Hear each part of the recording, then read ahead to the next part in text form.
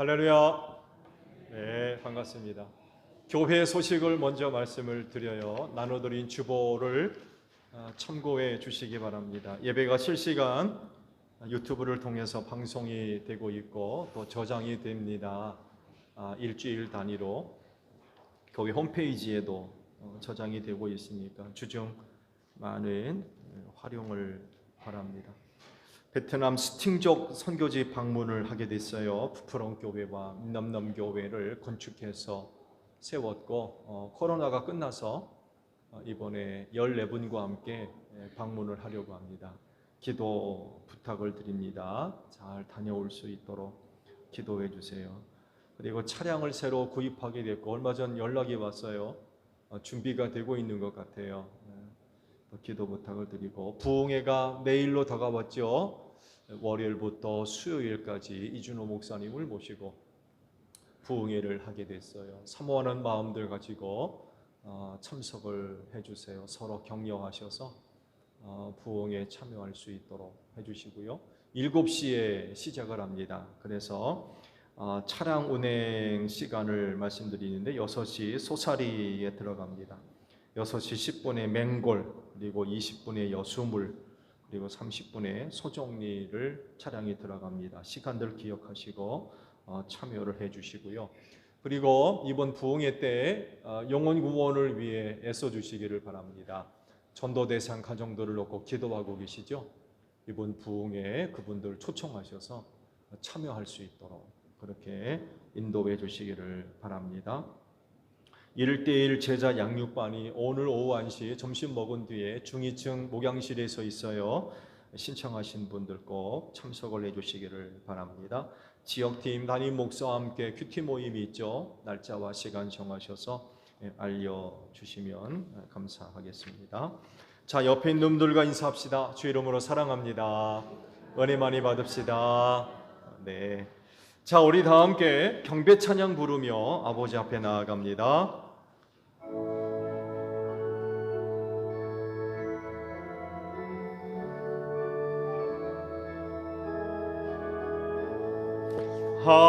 하나님의 크신 사랑 하늘에서 내리사 우리 맘에 항상 계셔 온전하게 하소서. 우리 주는 자비하사 사랑 무한하시니 두려워서 떠는 자를 구원하여 주소서. 아멘. 하나님 아버지 감사드립니다. 주일을 허락해 주시고 이 주일을 위하여 한 주간 은혜 베풀어 주셔서 감사합니다. 믿음 가지고 이 날을 지켜 아버지 앞에 예배하오니 오늘도 저희가 드리는 예배를 기쁘게 받아 주시옵소서. 하나님은 영이시니 신령과 진리로 예배하라 하십니다. 성령의 기름 부으심으로 함께 하셔서 오늘 저희가 드리는 예배가 신령한 예배가 되게 하시고 둘셋 내 이름으로 모인 곳에 내가 주님 함께하리라 약속하신 대로 우리 모임 가운데 주님 함께 하셔서 진리의 예배가 되어져서 하늘아버지 홀로 영광을 받으시고 오늘도 주시는 은혜로 충만한 복된 시간이 되게 하옵소서. 성령님 우리를 도우셔서 순서마다 뜻을 다하고 힘을 기울여 하나님을 예배할 수 있도록 성령님 도와주시옵소서. 존귀하신 예수님의 이름으로 기원하옵나이다. 아멘. 회개 기도합니다.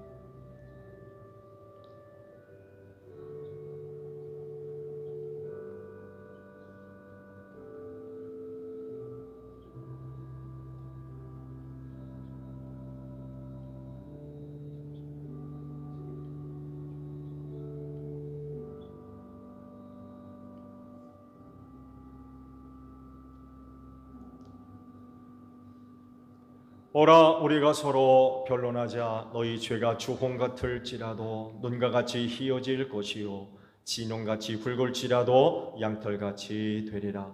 이 말씀대로 진심으로 회개한 여러분의 모든 죄를 예수 그리스도의 십자가의 은혜로 용서하셨습니다.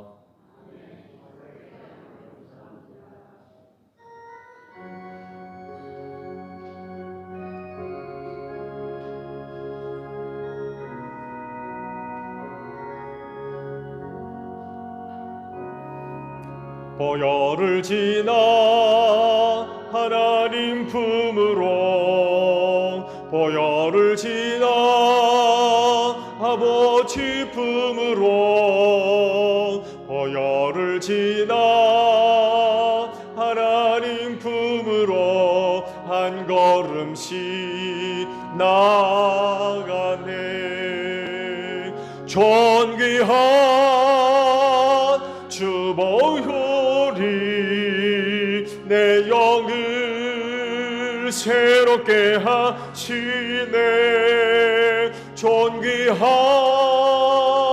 주보혈이 내 영을 새롭게 하네.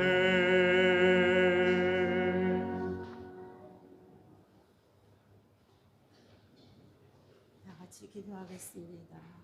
참 좋으신 하나님 아버지, 저희들이 무엇이건대 이처럼 사랑하여 주셔서 거룩한 성일에 몸된 제단으로 발걸음을 인도하여 주시니 진심으로 감사드립니다. 사랑의 하나님 아버지, 저희들을 주님의 말씀대로 살기를 원하오나 때로는 주님을 멀리할 때도 있었습니다. 주여 용서하여 주시옵시고 강하고 담대한 믿음으로 붙잡아 주셔서 자르나 우르나 흔들리지 않도록 주여 도와주시옵소서. 사랑의 하나님 아버지, 우리 몸된 제단을 축복하여 주시옵소서. 소송 재개를 사랑하여 주시옵소서. 이 지역에 죽어가는 영혼들을 구원할 수 있는 구원의 방주가 되기를 원합니다. 주여 역사하여 주시옵소서. 또 아버지, 부흥회가 다가오고 있습니다. 아버지, 내일입니다. 저희 이준 강사 목사님, 이준호 목사님께서 말씀을 아버지 저희들에게 선포하실 때 그 말씀을 듣고 저희들 많은 은혜를 받아서 거듭나기를 원합니다. 성령님 도와주시옵소서.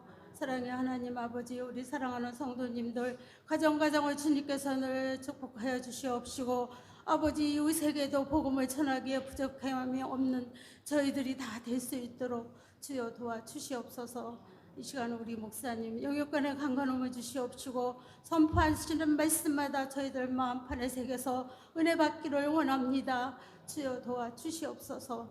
이 모든 것을 주님 함께 아버지 들어응답하여 주실 것을 믿사옵고 거룩하신 예수님의 이름으로 간절히 기도하옵나이다.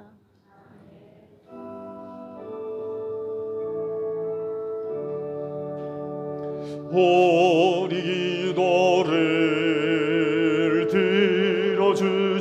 들어주시고 주님의 평화를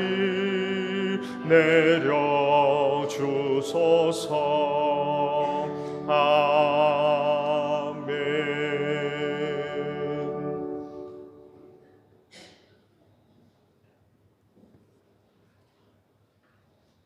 사순절 후 세 번째 주일 성서 독서입니다. 제1독서 출애굽기 20장 1절부터 17절 말씀입니다.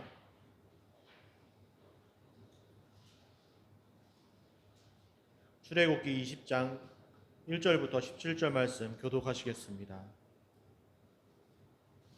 이 모든 말씀은 하나님이 하신 말씀이다.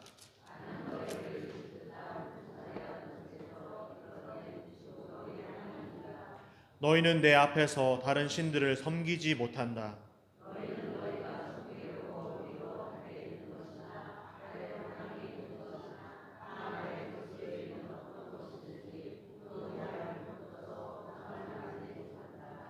너희는 그것들에게 절하거나 그것들을 섬기지 못한다. 나 주 너희의 하나님은 질투하는 하나님이다. 나를 미워하는 사람에게는 그 죄값으로 본인뿐만 아니라 3, 4대 자손에게까지 벌을 내린다.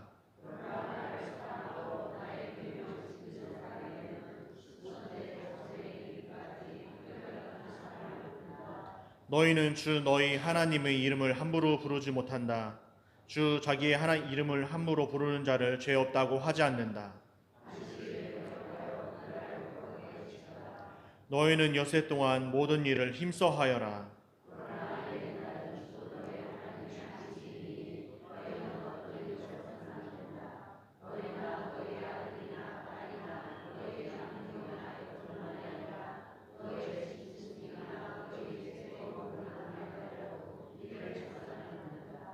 내가 엿새 동안 하늘과 땅과 바다와 그 안에 있는 모든 것을 만들고 이튿 날에는 쉬었기 때문이다. 그러므로 나 주가 안식일을 복주고 그날을 거룩하게 하였다.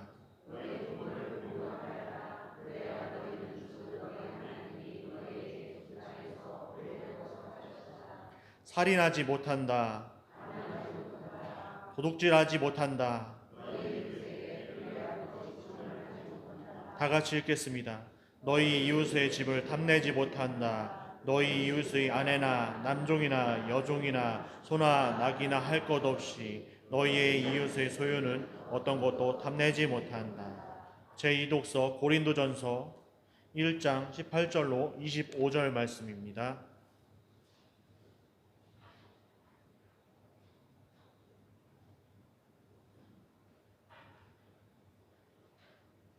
십자가의 말씀이 멸망할 자들에게는 어리석은 것이지만 구원을 받은 사람인 우리에게는 하나님의 능력입니다.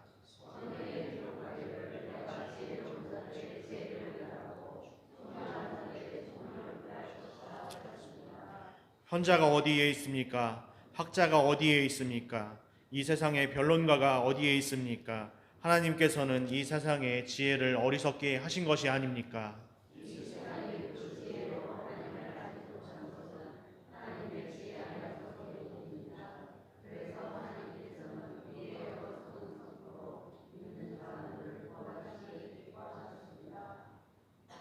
유대 사람은 기적을 요구하고 그리스 사람은 지혜를 찾으나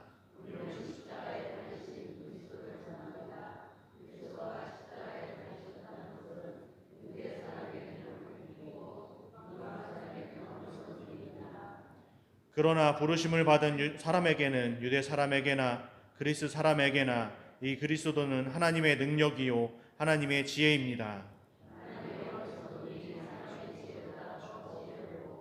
하나님의 약함이 하나님의 강함보다 더 납니다. 이는 살아계신 하나님의 말씀입니다.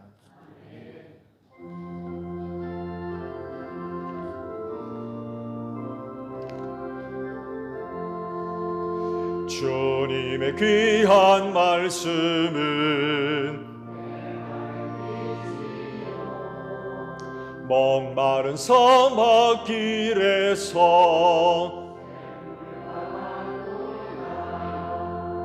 굶주린 나의 영혼을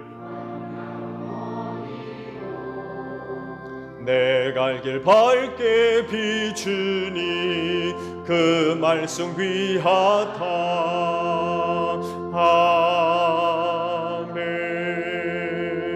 아멘. 오늘 주일을 위해 주시는 말씀을 봅니다. 사도행전 4장 32절에서부터 마지막 37절까지 있는 말씀을 보겠습니다.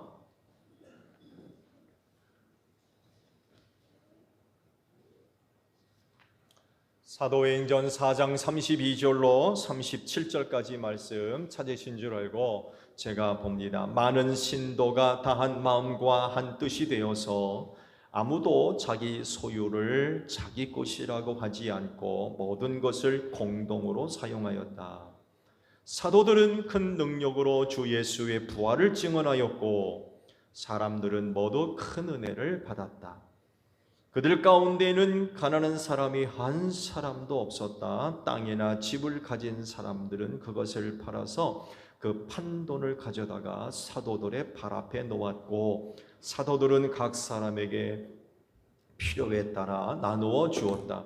키프로스 태생으로 레위 사람이요 사도들에게서 바나바 곧 위로의 아들이라는 뜻의 별명을 받은 요셉이 자기가 가지고 있는 밭을 팔아서 그 돈을 가져다가 사도들의 발 앞에 놓았다. 아멘. 오늘도 주의를 지켜 하나님께 예배하시는 여러분 모두에게 부활의 소망이 충만하기를 축복합니다. 네, 감사합니다. 그리스도인의 그리스도인됨 혹은 교회됨은 모든 세대에 공통적으로 요구되고 있는 모습이에요. 어느 세대라고 해서 더 요구되고 덜 요구되지 않습니다. 그리고 이 그리스도인됨은 세상에 비추고 소금됨의 아주 소중한 모습이기도 해요. 이걸 잃어버리면 그야말로 쓸데없게 되죠. 그래서 버림받는다고 그랬어요. 그래서 그리스도인됨 혹은 교회됨은 각 시대별로 얼마나 중요한지 몰라요. 오늘 우리가 이렇게 되지 못하기 때문에 사회적으로 많은 문제가 있는 것 아니겠습니까? 한국 기독교인들의 허수도 많이 있다고 합니다만 해도 그 많은 수를 생각한다면 한국 사회는 벌써 변화됐습니다. 그렇게 되지 못한다는 건 결국 그리스도인됨이 부족하다는 거죠. 그래서 이런 물음이 또 생기는 것 같아요. 그리스도인됨 혹은 교회됨은 어디로부터 가능하게 된 것인가? 무엇이 우리로 하여금 그리스도인됨 혹은 교회됨을 만드는 것인가? 라고 하는 물음을 하게 되고 오늘 그 말씀 속에서 이 답들을 좀 찾아볼 수가 있는 것 같아요.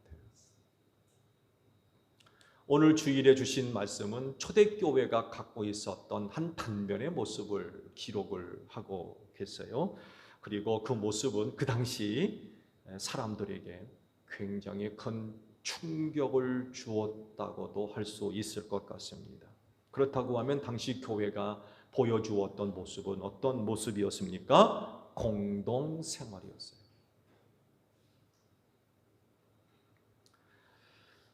기록된 말씀 보셨죠? 그 말씀을 보게 되면 많은 성도들이 한 마음과 한 뜻이 돼서 자기 것을 자기 것이라고 하지 않았대요. 모두가 함께 나눠서 사용한 거예요. 그거 내 건데? 이런 사람이 없었다는 거죠. 필요한 사람이 있으면 가져다가 썼어요. 그걸 또 필요한 사람이 가져다 쓸 때 시비 거는 사람이 없었어요. 그거 내 거니까 돌려주세요. 이렇게 말하는 사람도 없었다는 거예요. 필요한 사람이 가져다가 쓰는데 전혀 어려움이 없었던 거예요. 지금도 그렇습니다만 해도 당시 이런 생활이 바로 그 당시 사람들에게 큰 충격을 주었을 겁니다. 누구도 이렇게 살지 않습니다. 우리 가운데 그런 분 계세요 혹시?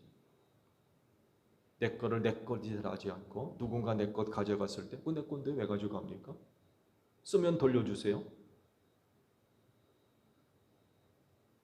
라고 얘기를 했지, 자기 소유를 포기하는 분들은 없을 거예요. 오히려 지키려고 그러지. 그렇지 않나요? 내 것에 대한 소유욕이 얼마나 강합니까?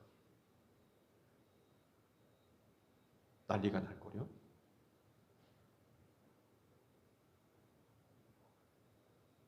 어느 곳에서나 개인적인 소유가 인정이 되죠.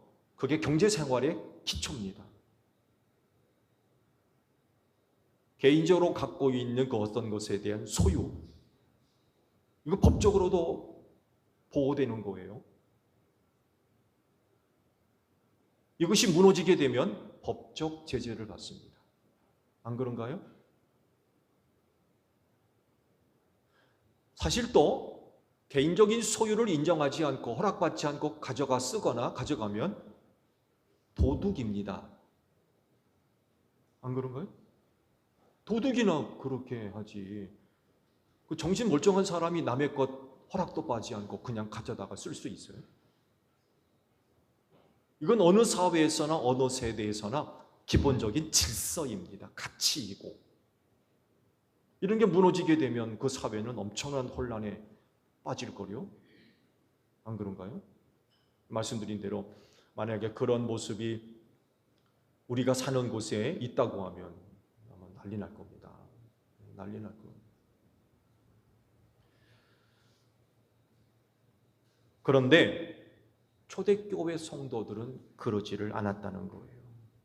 그러니까 초대교회는 그 당시, 지금도 그렇습니다만 해도 그 당시의 질서를 무너뜨렸던 거예요. 그 얼마나 놀랍겠습니까? 사람들이 그리스도인들이 사는 모습을 보고 얼마나 놀라워하겠습니까? 의아하게 생각할 수도 있었을 거예요. 때로는 그렇게 사는 걸 부러워하기도 했을 거고요. 일부는 칭찬하는 사람들도 있었을 겁니다. 왜냐하면 놀라운 결과가 나타났기 때문에 그래요. 그게 뭐예요? 34절을 보게 되면 그 결과를 이렇게 기록하고 있습니다. 그들 가운데 가난한 사람이 한 사람도 없었다라고 기록하고 있습니다. 그렇게 생활의 결과입니다. 그래서 사람들에게 충격을 주었다는 거예요. 굉장히 놀라운 결과입니다. 왜냐하면요, 초대교회 당시 가난은 사회적인 문제가 아니었어요. 오늘날 가난이 사회적인 큰 문제 아닙니까? 빈부격차가 점점 더 크게 벌어지고 있고 양극화 현상이 점점 더 심해지고 있다고. 부자는 점점 부자가 되고 가난한 사람은 점점 더 가난해지고 있는 이 사이에 많은 그 갈등들이 일어나고 있죠. 근데요, 초대교회 당시에는요, 이 가난의 문제가 사회적인 문제가 아니었어요. 왜냐하면 거의 대부분이 가난했어요. 거의 대부분. 그러니까 사회 문제가 되지를 않는 거예요. 너나 나나 알 것 없이 다 가난하니까.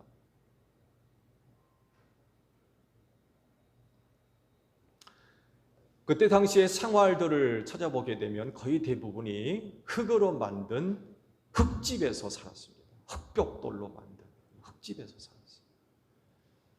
부엌이며 방이며 거실이 하나의 방 안에 다 있었습니다. 부엌 따로, 방 따로, 거실 따로가 아니라 이게 다 그냥 한 공간 안에 다 있었던, 거기서 먹고 자고 뭐 다 이루어졌던. 심지어는요, 짐승 키우는 우리가 이 방과 더 연결되어 있었다고 그래요. 이 짐승을 키운다 해가지고 우리를 따로 만들어 놓은 게 아니라 한 거실과 그냥 연결되어 있는 거예요. 가난해서 그래요. 그렇게 또 다른 공간을 마련해 놓을 만큼 넉넉하지를 않았던 거예요. 그냥 한 공간 안에 그런 것들이 다 그냥 몰아 있던 거죠. 주 음식은 보리빵이었어요. 가난한 자들의 음식이었죠. 밀로 만든 빵은 부자들의 음식이었습니다. 밀로 만든 빵은 아무나 먹는 게 아니었어요. 그야말로 정말 부자들만이 먹을 수 있는 빵이었습니다.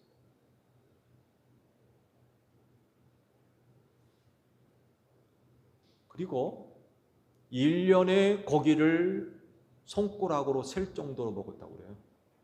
고기를. 그래서 고기 대신에 주식으로 고기 대신에 대용했던 음식이 있죠. 뭐예요? 물고기를 먹었습니다.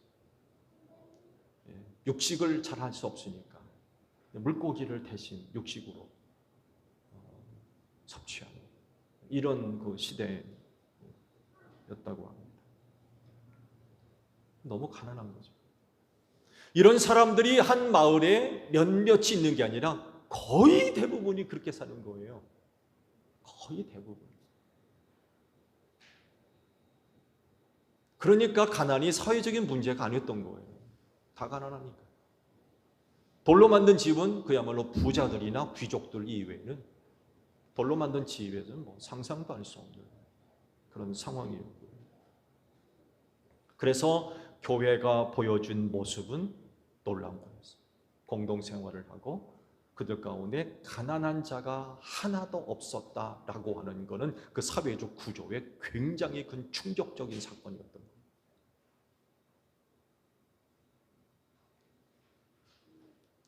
서로가 자기 것이라 하지 않고 함께 살면서 공동생활이죠. 이 공동생활은요, 경제적인 측면에서도, 경제적인 면에서도 나타납니다. 말씀을 보게 되면 땅이나 집을 팔아서 그 판값을 사도들의 발 앞에 내어놓았다라고 말씀을 하죠. 그러면 사도들이 그 판 돈을 가지고 필요한 사람에 의해서, 필요한 사람에 따라 전부 나누어 주었다라고 말씀을 하고 있습니다. 그 중에 대표적인 사람 하나가 소개되고 있죠. 요셉입니다. 키프로스 출신이라고 그래요. 지중해에 있는 큰 섬 하나 있죠. 이탈리아 서쪽에 있는 큰 섬. 이 섬 출신, 아무래도 키프로스 출신이라고 보니까 디아스포라 출신인 것 같아요. 디아스포라. 디아스포라가 뭔지 아시죠? 그리고 제사장 가문으로 소개되고 있죠. 레위 족속이라고 소개를 하고 있습니다. 사도는 그를 바나바라고 별명을 지어 불렀다고 합니다. 그가 밭을 판 돈을 사도들의 발 앞에 가져다 놓았다라고 특별하게 기록을 하고 있어요. 요셉만 그런 게 아니잖아요. 근데 그 요셉의 그와 같은 그 행위를 특별하게 기록된 것을 보니까 아마 그 일에 주도적인 인물이었던 것 같아요. 주도적인 인물. 요셉이 밭을 판 돈을 사도들의 발 앞에 가져다 놓고 사도들은 그 돈을 가지고 각자 필요한 사람에 의해 나누어 주었다고 그러는데 시초가 된 것 같아요. 그리고 요셉의 그와 같은 행동이 또 다른 많은 사람들에게 영향을 주었고, 그래서 그것을 할 수 있는 또 다른 많은 사람들이 요셉을 본받아서 집을 팔든지 밭을 팔든지, 그래서 판돈을 가지고 사도들의 발 앞에 내어놓는 이런 일이 시작된 것 같아요. 요셉으로부터 이제 시작된 것 같아요. 그러니까 특별히 그의 이름을 기록을 하고 있는 거겠죠. 요셉이 사도들에게 바나바라고 하는 별명을 이제 듣게 되었다고 하는데, 여기에는 좀 의미가 좀 있습니다. 바나바라고 하는 뜻을 성경은 위로의 아들이라고 번역을 해 놓았는데요. 여기엔 또 다른 의미들이 있어서 참고할 그런 상황이 있어서 말씀을 드립니다. 바라고 할 때 헬라어 바는 아들이라고 하는 의미예요. 바. 이와 비슷한 이름이 있죠. 바요나. 제가 이걸 가지고 오늘 설교를 했죠. 보통 요나의 아들이라고도 번역을 하는데, 당시 바요나라고 불렀을 때에는 혁명주의자들을 은어로 부를 때 사용했던 말이었다고 그래요. 오래전에 설교에서 다 잊어버리셨죠? 할렐루야. 네.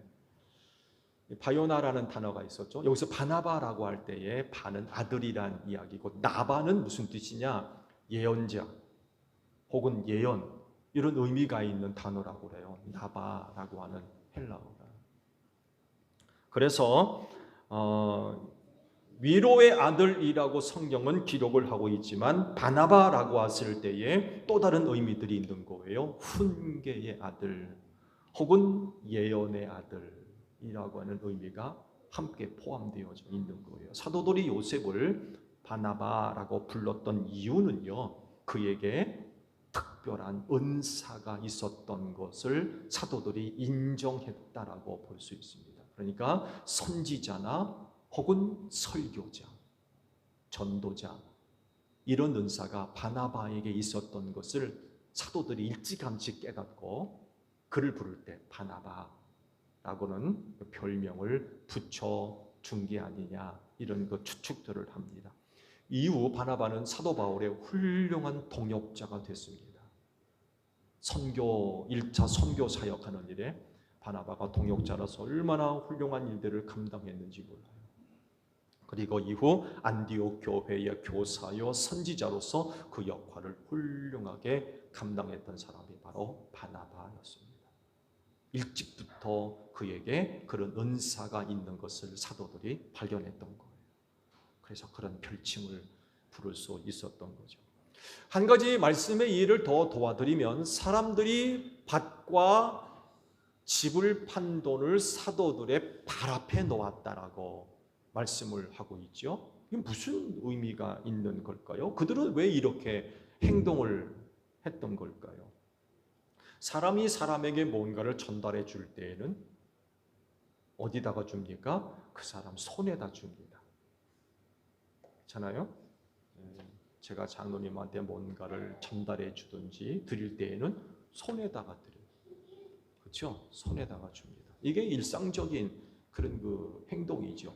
근데 그때 당시 사람들이 집을 팔고 밭을 판 돈을 사도들의 발 앞에다 놓았대요. 손에다 준 것과는 확연하게 다른 거죠. 여기는 의미가 있습니다. 사람들이 손에다 줄 때에는 사적으로 주는 겁니다. 사적으로. 그러니까 혹 누군가가 사도들의 손에다 맡겼다 그러면 사도들 뜻대로 사용하세요. 사적으로 선물로 주는 거예요. 선물로. 근데 발 앞에다 놓았다라고 할 땐 그건 공적이 되는 것입니다. 공적으로 사용해 달라는 얘기예요. 그것도 사도들 발 앞에 두었다는 것은 사도들이 주관해서 그 돈을 공적으로 사용해 주세요 라는 의미가 담겨 있었던 거예요.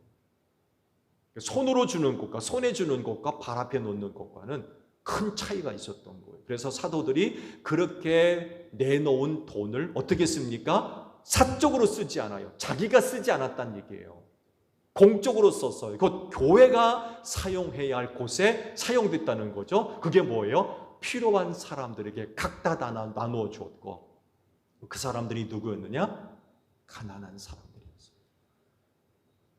그래서 나타난 결과가 뭐예요? 그들 가운데 가난한 사람이 한 사람도 없었다라고 하는 결과를 얻게 됐던 것입니다.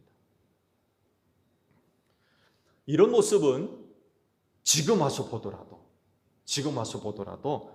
참 대단한 것입니다.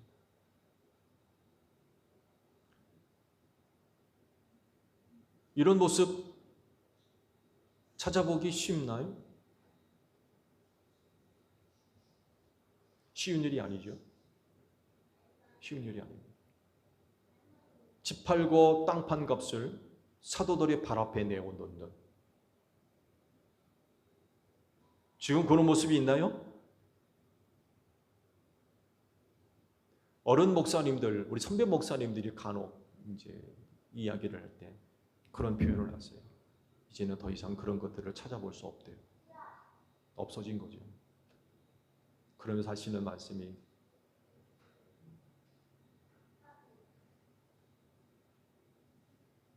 말씀 안 드릴래요. 혹시 또 시험 받을 분들이 계실까 봐. 여간 과거 세대와 많이 달라졌어요. 더 이상 그런 모습은 거의 찾아보기 힘들어요. 근데 초대교회 성도들은요, 그런 일들을 아무렇지도 않게 했어요.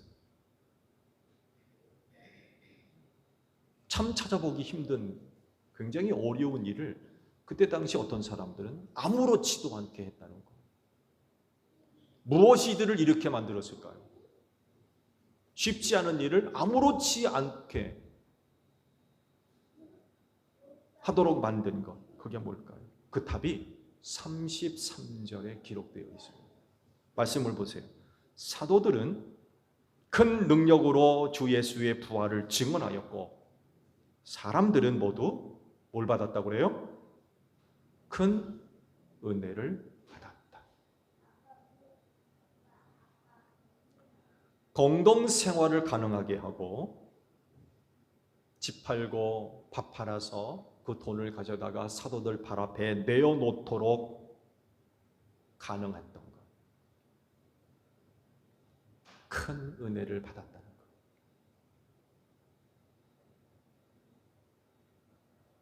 것. 은혜를 받으니까 개인적인 욕심이 없어진 거예요. 큰 은혜를 받고 나니까 그거 내 거라고 하는 개인적 소유욕도 없어졌어요. 그래서 필요 이상의 것들, 먹고 사는데 어려움이 없는 필요 이상의 것들이 있겠죠? 그런 것들을 정리해서 내어 놓을 수 있었던 것. 이전에는 자기가 우선이었어요. 자기가 먼저고 자기 중심이었어요. 근데 은혜를 받고 나니까 이게 달라진 거예요. 전에 보이지 않았던 것들이 눈에 보이기 시작했어요. 뭐가 보여요? 교회 안에 가난한 사람들이 눈에 보이기 시작합니다. 내가 도와야 할 사람들이 있다는 것을 보기 시작합니다. 은혜 받고 나니까 사람이 달라졌어요. 그러니까 지극히 자기 중심적인 삶에서 은혜 받고 나니까 이타적인 사람으로 변한 거죠. 눈에 도움이 필요한 사람들이 보이기 시작했어요. 그래서 기꺼이 자기가 갖고 있는 소유물을 팔아서 그 판돈을 사도들의 발 앞에 내어 놓을 수 있었던 것입니다. 세상 어느 곳에서도 찾아볼 수 없는 모습을 초대교회 성도들이 하고 있었던 거예요. 왜? 은혜 받아서 그래요. 은혜 받아서.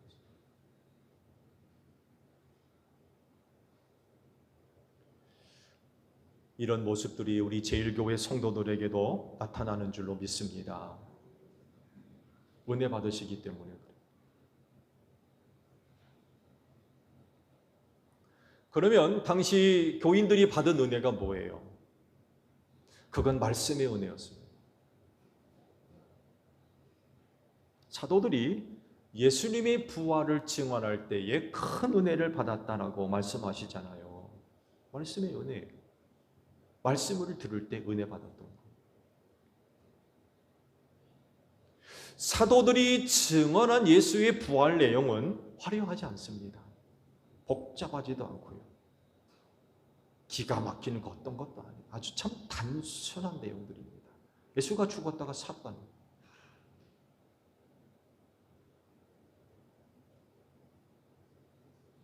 아주 단순한 이유. 간단하고. 근데 그걸 들을 때 사람들이 은혜를 받았어요.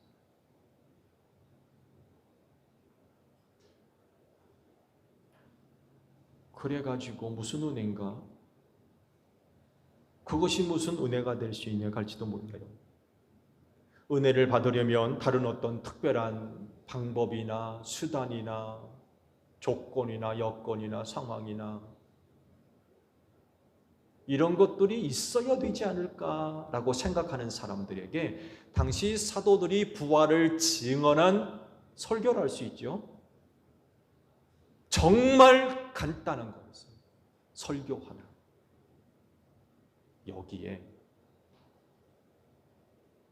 큰 은혜를 받았다는 거예요. 은혜 받기 위해서 뭐 이것저것 해보고 그런 게 아니었던 거예요. 그냥 단순히 사도들이 예수 부활에 관한 내용을 설교했는데 증언해 주었는데 큰 은혜를 받았던 거예요. 정말 설교라고 하는 단순한 거였어요. 오늘날과 같이 뭐 악기를 동원하고 뭐 그런 것도 아니었어요. 뭐 휘황찬란한 뭐 조명에다가 뭐 그런 것도 아니었어요. 초대교회에 그런 게 있겠습니까? 사람은 또 시각적인 동물이라고 그러죠. 그래서 그런 얘기를 하더군요. 그래도 우리 교회는 백색만 있는 게 아니라 노란 등들이 들어가 있죠. 누구는 그래요. 이 실내 등에는 이거 백색 등을 심을 게 아니라 전구색 계열의 등을 껴야 된다고 얘기를 해요. 왜냐하면 빛 색깔 자체가 부드럽기 때문에 푸근하고 편안한 마음을 준대요. 근데 이런 백색 등을 끼게 되면 각성시킨다는 거예요. 사람을 자꾸 각성시켜서 긴장하게 만들고 그런 게 있대요. 그래서 여러분 카페 같은 거 보세요. 이런 백색 등 안 심어놨어요. 보세요. 거의 노란색 등입니다. 왜? 편안한 마음을 주기 위해서. 안락한 느낌. 이런 것들을 심어주기 위해서 전구색을 많이 사용한다. 교회도 마찬가지예요. 그래서 가운데 등에다가 노란색 전구등을 심어놓은 이유가 바로 거기에 있어요. 이런 요소들, 은혜 받기 위해서 이런 요인들, 외적인 요인들을 중요하게 여기는 사람이라고 하면 그 설교? 그럴 수도 있어요. 근데 놀랍게도 부활에 관한 설교 듣고 은혜 받았어요. 어떻게 이런 게 가능할까요? 그 말씀에 성령이 함께 하셨기 때문에.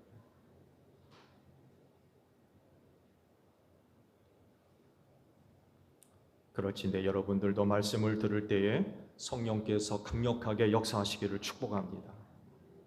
그러니까 은혜를 받는 거예요.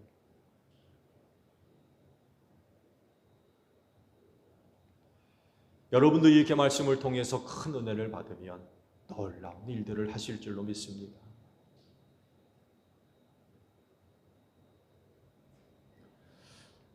제자들 입장을 볼까요?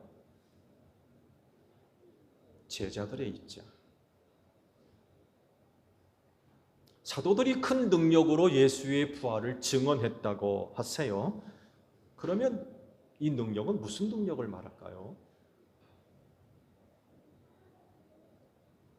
원문에 이 능력을 두나미스라고 하는 단어로 기록을 했어요. 근데 여러분, 이 다이나마이트 아시죠? 주로 뭐 광산에서 뭔가를 캐기 위해서 터트리는 다이나마이트. 이 다이나마이트의 어원이 두나미스. 그러면 두나미스라고 하는 단어가 어떤 의미인지 아시겠죠?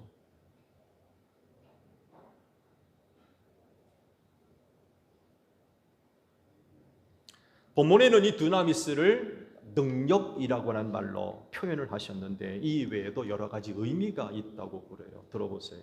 힘, 권세, 능력, 권능, 활력, 세력 이런 다양한 뜻을 갖고 있다고 그래서 글의 본문의 앞뒤가 어떻게 기록되느냐에 따라서 두나미스가 다양한 말로 번역이 가능한 거예요. 근데 성경은 이제 능력으로 번역을 했던 거죠. 제자들이 예수님의 부활을 증언할 때에 능력, 두나미스라고 하는 말을 이제 번역을 했는데 이거를 좀 더 쉽게 이해할 필요가 있는 것 같아요. 자칫 잘못하게 되면 능력할 때 지난주에도 말씀을 드렸습니다만 어떤 성령의 신비한 능력으로 많이들 이해를 하시는데 그런 게 아니라는 거예요. 이 말씀을 좀 더 쉽게 이해하기 위해서 제가 말씀을 드릴게요. 능력이라고 하는 단어로 번역을 했지만 활력이나 힘으로 보면은 이 의미가 어떤 것인지 훨씬 더 쉽게 이해할 수가 있을 것 같아요. 그러니까 제자들이 예수의 부활을 증언할 때에 활력을 가지고 증언을 했다는 거예요. 힘 다 빠져가지고 그런 상태가 아니라 활력 넘치는, 힘이 넘치는 그런 상태에서 복음을, 예수의 부활을 증언했다는 거죠. 그게 가능했던 이유는 그 부활을 직접 목격했던 사람들이기 때문에 그래요. 부활, 누군가가 꾸며낸 거짓말 아닙니다.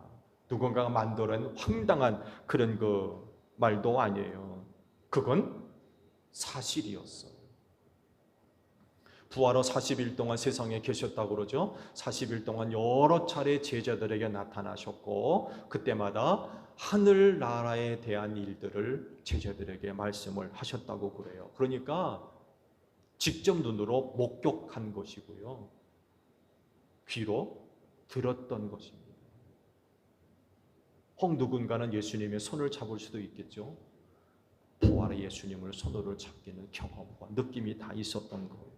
이렇게 산 경험을 가지고 있는 사람들이 예수의 부활을 이야기할 때에 힘 다 빠져가지고 비실비실한 채로 그렇게 이야기를 했겠습니까? 그게 아니라는 거죠. 남다른 그런 경험을 갖고 있는 사람들이었기 때문에 확신에 찬 활력이 넘치는 거예요. 부활을 얘기할 때에 긴가민가가 아니에요. 직접 경험한 일이었기 때문에 그 부활은 사실이거든요. 이런 것들 특별한 경험을 갖고 있는 사람들이 또 다른 사람들에게 이야기를 할 때 활력이 넘치는 거예요. 힘이 넘치고.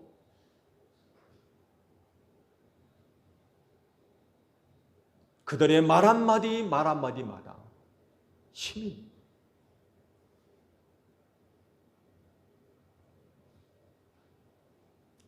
그럴지인데 여러분도 또 다른 사람들에게 예수의 부활을 증언할 때에 큰 활력과 힘이 넘치는 여러분들이 되시기를 바랍니다.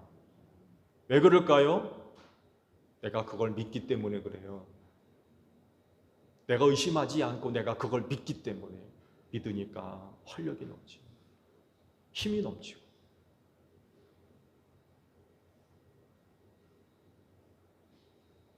신바람 나는 거죠?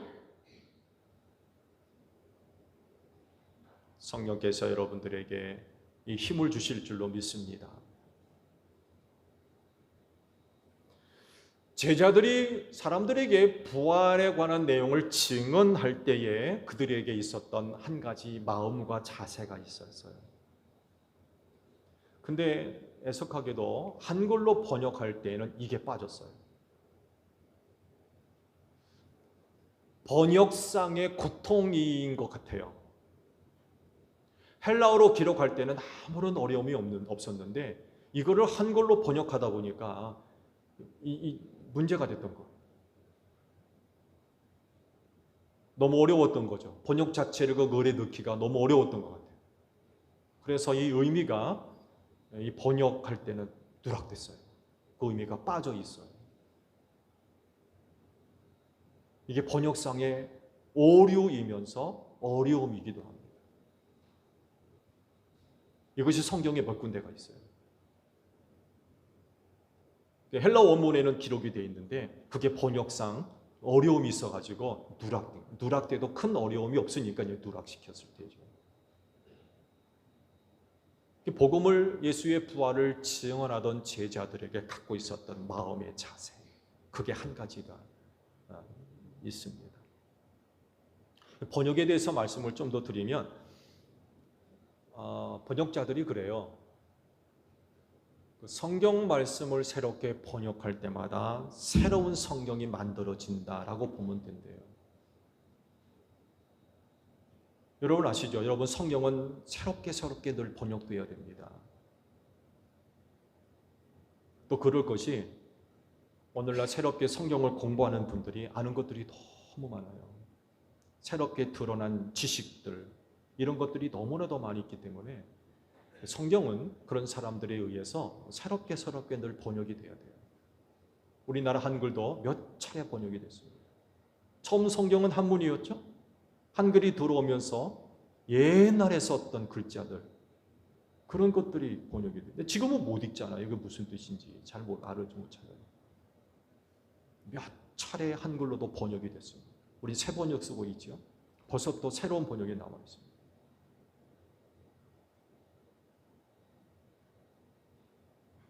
그러니까 원문에 좀 더 가깝게 번역을 하는 거죠. 새롭게. 이런 것들이 필요해요. 그래서 성경을 보실 때 새롭게 된 성경들을 찾아보세요. 그러셔야 됩니다.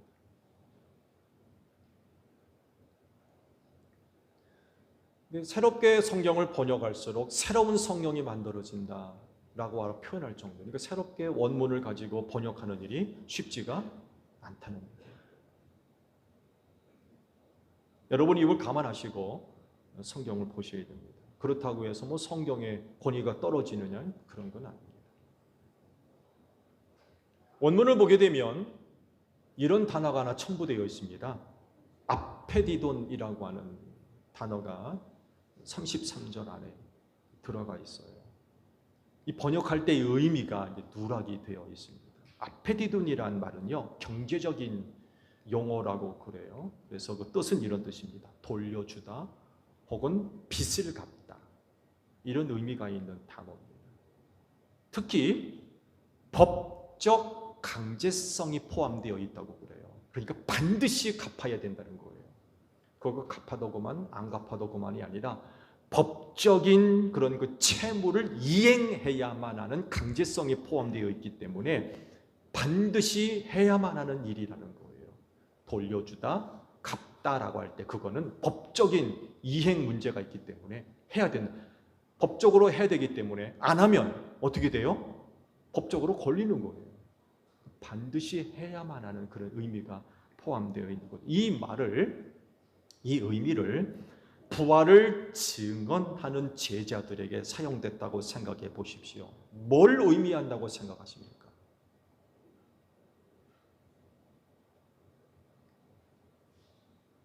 이런 용어가 사용됐다라고 하는 건요, 제자들이 누구란 얘기입니까? 빚진 자였다는 거예요. 빚진 자. 빚진 자로서 예수의 부활을 증언하고 있었다는 겁니다. 그것도 법적으로 강제 이행이 돼야만 하는 그런 의미가 있는 단어. 그러니까 반드시 해야만 하는, 다른 사람들에게 예수의 부활을 증언하는 그 일이 해도 그만 안 해도 그만이 아니라 법적 이행 강제성이 들어가 있는 거예요. 반드시 해야만 하는 일이라는 거예요.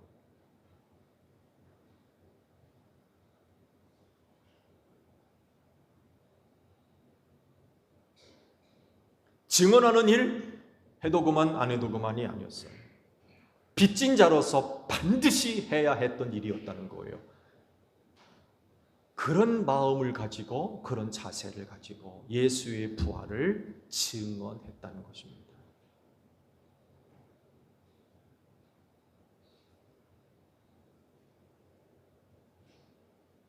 예수님의 은혜와 사랑이 무엇인지 알면 빚진 자가 될 수밖에 없어요. 왜? 갚을 길이 없기 때문에 그래요. 예수께서 우리에게 베풀어 주신 은혜와 사랑, 우리에게는 갚을 것이 없어요. 뭘 가지고 갚습니까? 예수께서 우리에게 베풀어 주신 하나님의 은혜와 사랑, 뭘로 갚을 거예요? 그거 갚을 수 있어요? 그래서 하나님, 예수를 통해서 베풀어 주신 하나님의 은혜와 사랑을 알면 내가 예수에게 빚진 자구나 라는 것을 발견하지 않을 수가 없다는 거예요. 그래서 빚을 갚기 위해서 그 제자들이 했던 일이 뭐예요? 부활의 예수를 증거하는 일이었습니다. 그나마도 그 빚을 갚을 길, 그나마도 빚을 갚을 길, 그건 예수를 증언하는 것입니다.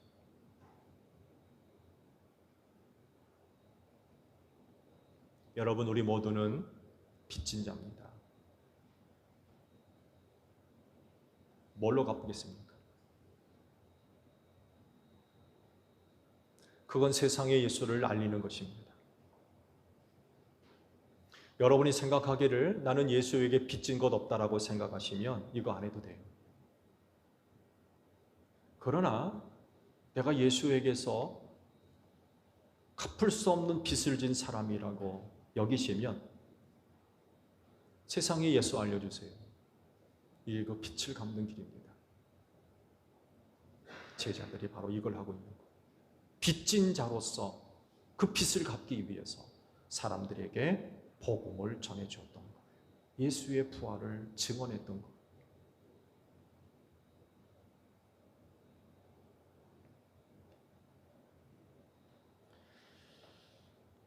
당시 제자들이 아주 힘있게 예수의 부활을 증언했고요.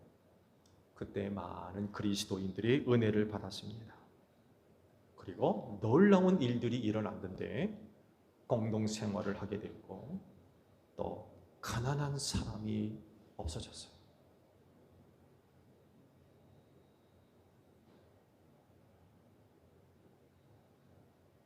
교회 역사상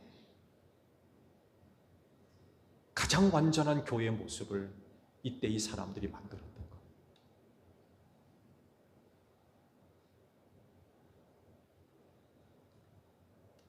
그렇지, 내 빚진 자로서 또 빚진 자의 마음으로 세상에 예수님 알리는 여러분들이 되시기를 바랍니다.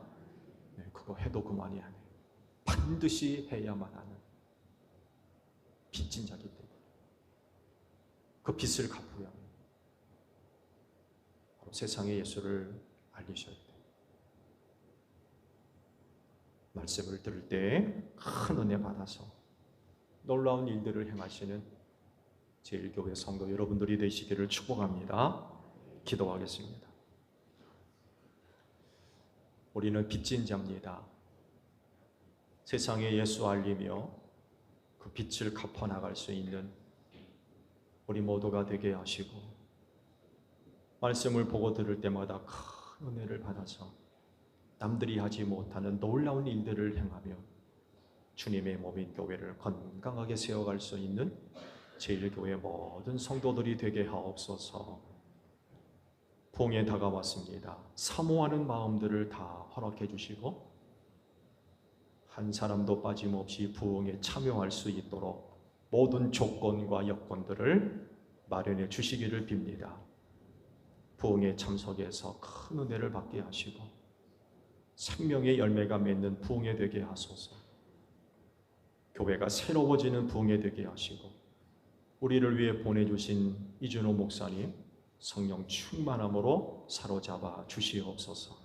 집회를 위해서 섬기는 손길들 성령께서 능력 주시고 감동시켜 주셔서 은혜로운 부흥에 세워갈 수 있도록 저들의 섬김과 사역들을 축복하여 주시옵소서.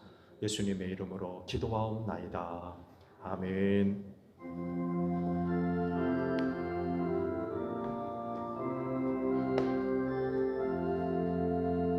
낮에는 구름 기둥과 주 백성 앞에 나타나 하늘의 깊은 지혜를 주 말씀 밝히 알도록 늘 도와주소서. 아멘. 주신 말씀 우리 생각하며 화답 찬양 하나님께 드립니다.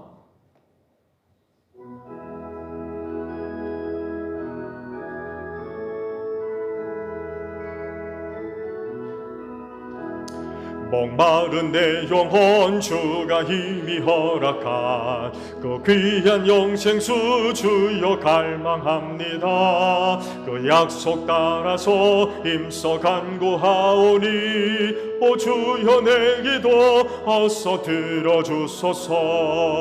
예수의 사랑 예수의 사랑 바다 물결같이 내게 임하니 영광의 물결에 온전히 쌓여서 내 영혼의 기쁨 한량없도다. 주 내게 약속한 큰 비 내려주시려 은혜의 저구름 건너편에 떠올라 그 귀한 징조가 내게 밝히 보이니 나 힘을 다하여 주께 간구합니다.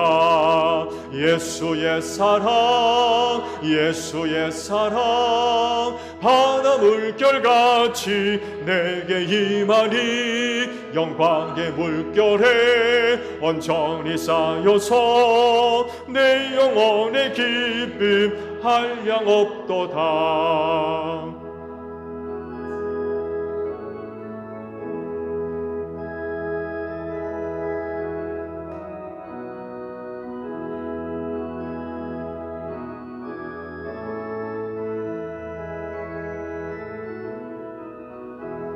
그 차고 넘치는 주의 은혜의 물결 힘차게 밀려와 내게 만족합니다.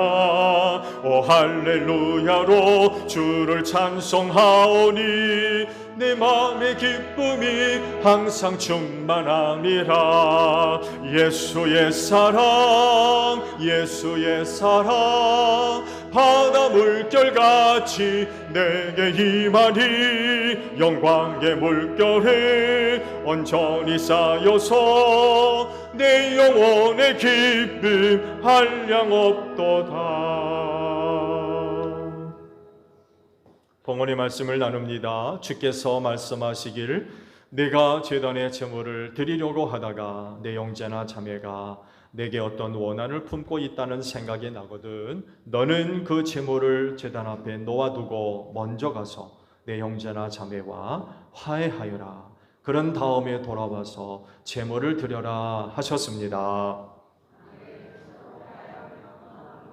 주님의 평화가 여러분과 함께 하시기를 축복합니다. 화해를 이룬 증거로 주변 교우들과 평화 인사를 나눕시다. 샬롬.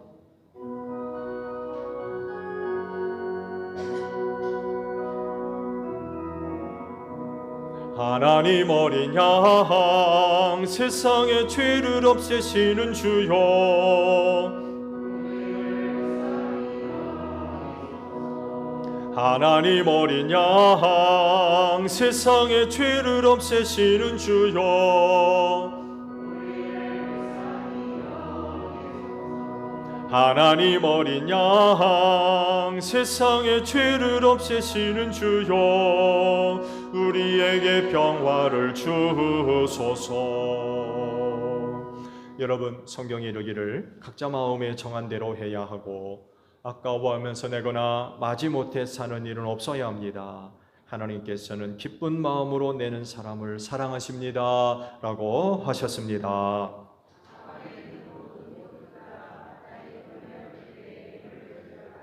아멘.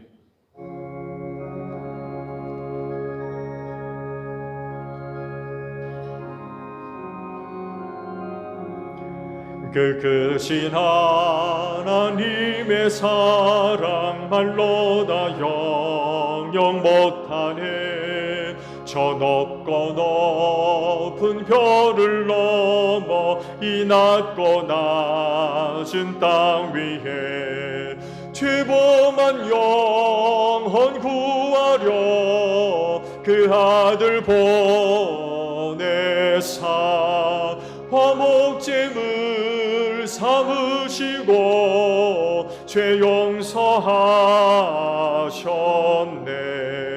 하나님 크신 사랑은 증량다 못하네.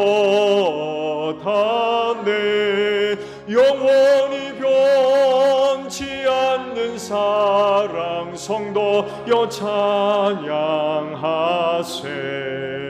괴로운 시절 지나가고 땅 위에 영화 쇠할 때 주 믿지 않던 영혼들은 큰 소리 외쳐 울어도 주 믿는 성도들에게 큰 사랑 베푸사 우리의 죄 사했으니 그내이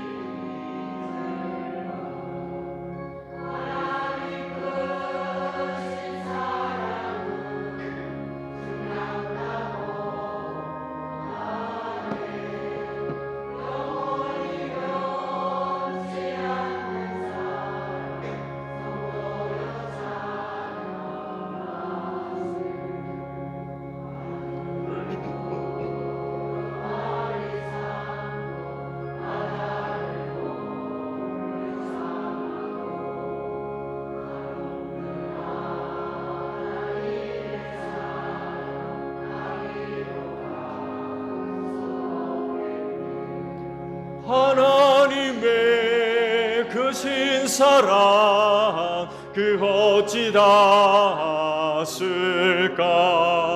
저 하늘 높이 사도 채우지 못하리.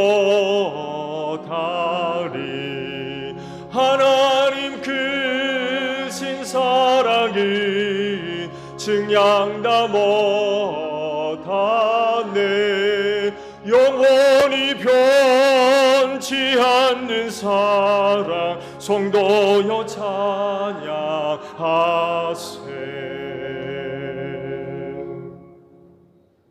한 주간의 삶을 돌아볼 때에 삶의 모든 곳곳에 하나님의 은혜와 사랑이 배어 있음을 고백합니다.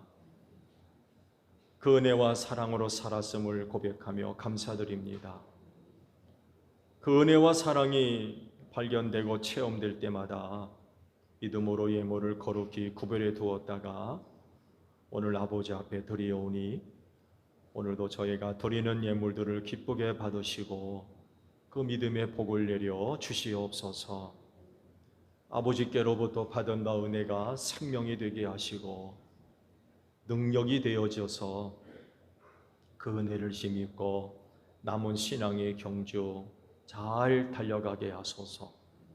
딴 길 가지 않게 하시고 뒤돌아서지 않게 하시며 넘어지지 않게 하옵소서.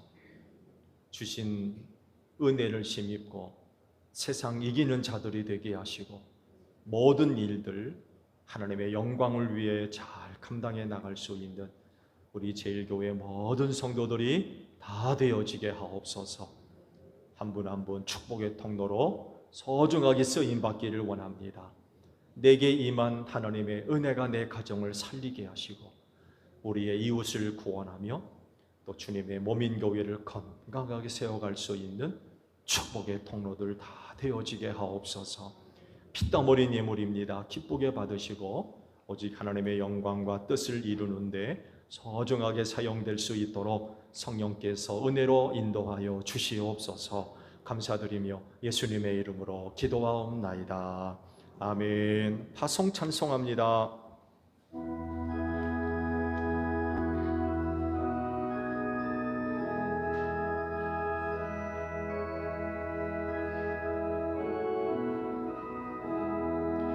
몰 위에 생명줄 던지어라. 누가 저 형제를 구원하랴. 우리의 가까운 형제이니 이 생명줄 그 누가 던지려나. 생명줄 던져 생명줄 던져 물속에 빠져간다. 생명줄 던져 생명줄 던져 지금 곧 건지어라. 너희는 온 천하를 다니며 만민에게 복음을 전하라.